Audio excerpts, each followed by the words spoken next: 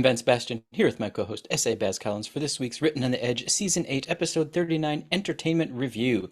Baz and I will be giving our thoughts and reviews of Lust in the Dust and exploring how it relates to queer life, as well as discussing its strengths and flaws. Yep.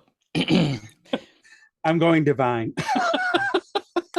Yes, it could have been called Busts in the Dust. It was very fun.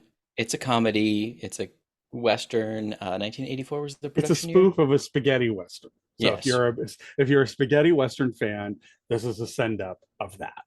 Yes. The official IMDb blurb, a group of unscrupulous characters seeks buried treasure in the Old West. Yep. And boobs and butts ensue. They sure do.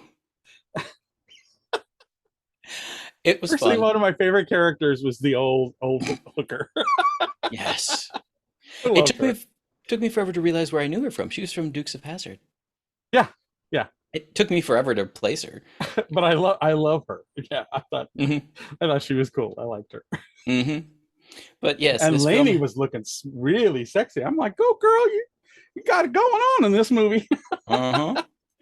It has it all. It has its Darth Vader, I am your father moment. It Yeah. has the stoic hero, played by Tab Hunter. Oh, the reason we reviewed this is we recently talked to, and it will air tomorrow, Tab Hunter's husband, producer Alan Glasser, who produced this with Tab. This is how he met So, Tab. This is how he met his yes, husband. this is how he met his husband. Tab came to his office and was looking for a producer for this. So we were like, all right, let's watch it.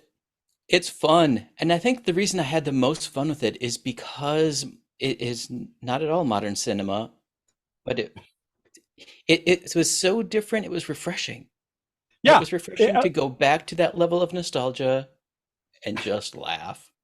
And the thing is, it's how do I say this? Everybody mistakes it because Divine is in it. They think it's a John Waters movie Right. because Divine is in it.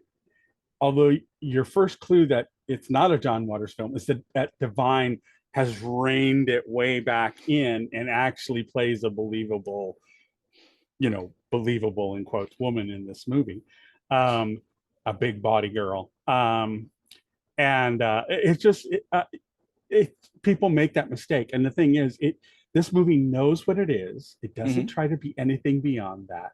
And if you just sit in for a romp of a movie that sends up all the old spaghetti westerns of the 50s, you will love this film. The 50s and 60s actually was when all those were happening.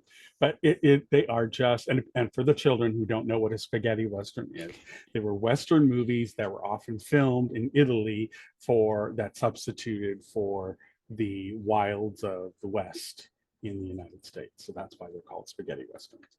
Hmm. But it is, you have Tab Hunter playing the Clint Eastwood role in the movie. It's just it's great fun. It's just a lot of fun. Don't take it seriously. There are some people who reviewed it on IMDb and oh, this is just a silly movie. Well, yeah, it's supposed to be a silly movie. It's Look at the supposed to fucking be. title, Lust in the Dust. What more do you need?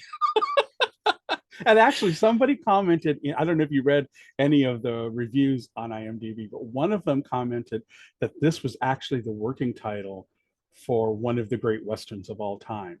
Oh, And he said it was 40 years later when Tab got it made under the original name of that Western movie. And I'll put it up here what the movie was that they originally called it Lust in the Dust in the beginning, but then it became a movie we all know and love. I just can't remember the name of it off the top of my head right now, but I'll put it up here so people can see it. hmm. But yeah, Did so not know that. yeah, nice little fact. I was like, wow, I like that. But definitely check out our interview with Alan because he gives us lovely little stories about the making of that film. So He does definitely check indeed. that. Mhm. Numbers? Mine are fours across the board, with the exception of casting and I think directing, because this is the kind of film that a director really needs to know what he's dealing with. Hmm. Because in this type of comedy, there is a very fine line that you must walk, because it has to be self aware enough that the tongue in cheek plays, but not so far as you go overboard and it becomes nonsensical. And that's a very, very fine skill.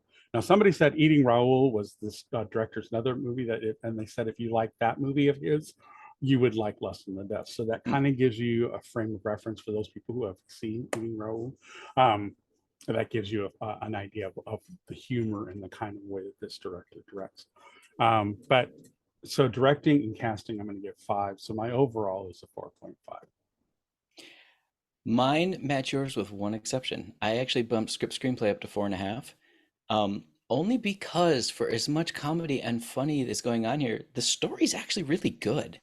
Yeah, yeah. Like if you strip away the over-the-top acting and the fact that you're watching a Western from the 80s and all of that, the story's actually really good.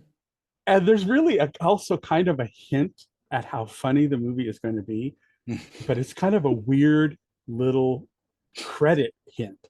Yep. Peter Matz is the orchestrator of the music that's in this film, and it is kind of a musical. It has musical numbers in it because it takes place in a whorehouse. But Peter Matz is the music director of the film, and if people don't know who he was Carol Burnett's orchestrator and conductor and composer for the Carol Burnett Show, which ran for 11 years. So you really kind of get a sense that's your first clue when you see the credits roll and you see Peter Matz's name up there for the music, you know you're in for a good romp because they hired that guy to do these kinds of things. Yep. Go ahead. I'm sorry. No, I also brought my final number up to 4.5. So. All right, excellent. Yeah, definitely watch it.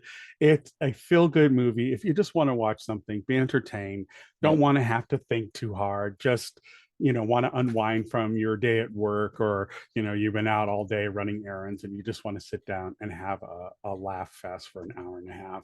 This is that movie. And Lainey Kazan and Divine have brilliant chemistry. Brilliant chemistry. Their timing is so deliciously juicy. And as of this recording, you can watch it on Tubi and some of the other secondary streaming channels like Freevee and stuff like that. So it should be widely available. Yep. Yeah. I may actually have Albert and I react to this. I think it would be funny to see Albert's reaction. I would love to see his reactions to this.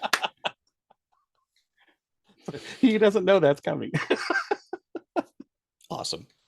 All right, folks, Written on the Edge is produced by Rogue Ravens Media. For our disclaimers, links to social media, our listen stations, or to sign up as a guest, visit www.rotepodcast.com. If you enjoy learning about new artists or hearing our thoughts on entertainment media, please like and subscribe so you get the alerts for new episodes.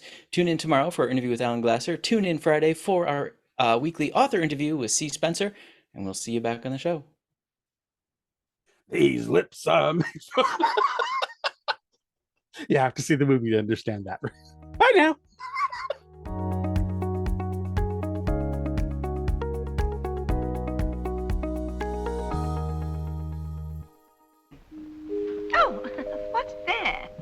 Closing time. Bum's Rush and Melody, dear.